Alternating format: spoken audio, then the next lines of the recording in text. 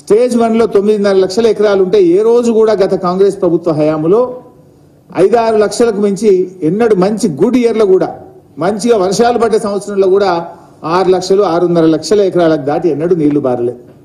కానీ కాళేశ్వరంతో కనెక్ట్ చేసిన తర్వాత స్టేజ్ 1 లో 9.5 లక్షల ఎకరాలకు నీళ్లు బారినాయి. ఇప్పుడు భూపాలపల్లి నియోజకవర్గం గతంలో స్పీకర్ గారు మధుసూనాచారి గారే ఉండేవారు. ఒక్క ఎకరానికి కూడా అసలు మొత్తం కాలువలు మూసుకుపోయినాయి, కాలువ రూపమే లేదు.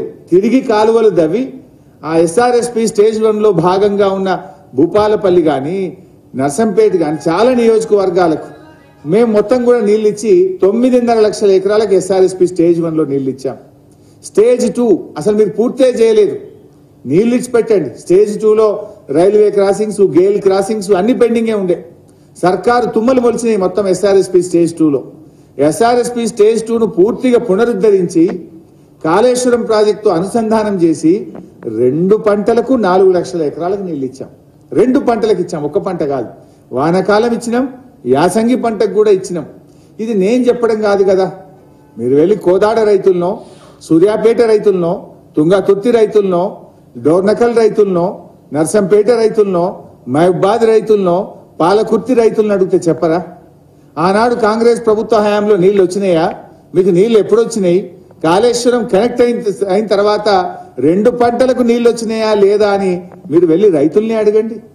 ఆ నియోజకవర్గాల రైతులను అడిగితే చెప్పరా? అంటే స్టేజ్ 1 స్టేజ్ 2 లో ఒక సంవత్సరం ఎస్ఆర్ఎస్పీలో కూడా నీళ్లు తక్కువైతే రివర్స్ పంపింగ్ లో ఎస్ఆర్ఎస్పీకి కూడా నీళ్లు తీసుకుపోయి మనం పారించుకున్నటువంటి పరిస్థితి, పంటలను కాపాడుకున్నటువంటి పరిస్థితి. అంటే దాదాపు 17,08,000 ఎకరాలు స్టెబిలైజేషన్ చేసుకున్నాం. అంటే నీళ్లు తక్కువైనప్పుడు కాళేశ్వరం నీళ్లతో 2 తళ్ళలో 3 తళ్ళకో నీళ్లు ఇచ్చి పంటలు కాపాడుకున్నటువంటి పరిస్థితి. అంటే చెరువులు నింపింది మీకు కనబడదు, స్టెబిలైజేషన్ మీకు కనబడదు. ముఖ్యంగా మా మెదక్ జిల్లాలో హల్దీ వాగులో, కూడవెల్లి వాగులో మండు టెండల్లో నీళ్లు వదలడం ద్వారా దాదాపు 20-30 వేల ఎకరాల్లో పంట పండింది కదా. మా హల్దీ వాగు రైతులను, కూడవెల్లి వాగు రైతుల్ని అడిగితే ఈ కాళేశ్వరం నీళ్ల ఫలితం దక్కిందా లేదా ఆ దుబ్బాక రైతులో, మెదక్ రైతులో, నర్సాపూర్ నియోజకవర్గ రైతులో, గజ్వేల్ రైతులను అడిగితే చెప్పరా? ఆ పంట వల్ల ఉపయోగం జరిగిందా లేదా? అంటే ఇది ఏది ఇంజనీర్లను చెప్పనీయకుండా కేవలం 98,000 వచ్చింది అనే ఒక దుష్ప్రచారం చేసి మా మీద బురద జల్లేటువంటి ప్రయత్నం చేస్తున్నారు. వాస్తవానికి చెప్పాలంటే కొత్త ఆయకట్టు గాని, చెరువుల కింద వచ్చిన ఆయకట్టు గాని, స్టెబిలైజేషన్ కలిపితే 20 లక్షల ఎకరాలకు ఇలా కాళేశ్వరం ద్వారా ఇప్పటికే ప్రయోజనం అందింది. 20 లక్షల ఎకరాలకు ప్రయోజనం అందింది.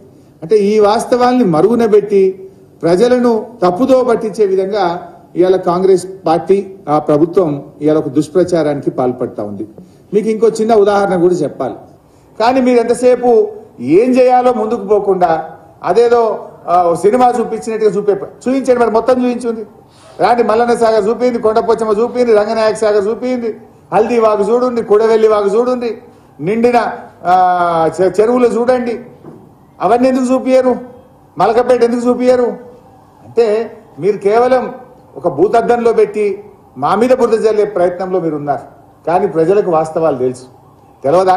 ఇలా మెదక్ జిల్లాలో కాళేశ్వరం ఫలితం అందుకున్న దుబ్బాక, సిద్దిపేట, గజ్వేల్, నర్సాపూర్, మెదక్ ఆ జిల్లా రైతులకు తెలియదా? సిరిసిల్ల రైతులకు తెలియదా?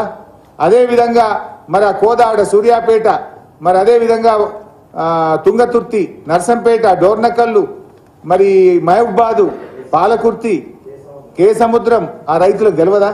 గతంలో ఎందుకు రాలే? కాళేశ్వరం వచ్చినాకనే ఎందుకు నీళ్లు వచ్చినాయో ఆ రైతులను అడిగితే చెప్పరా? సో ఇవన్నీ వాస్తవాలు ప్రజలకు తెలుసు. మీరు అనవసరంగా మా మీద బురద జల్లడం మాని పరిపాలన మీద దృష్టి పెట్టండి.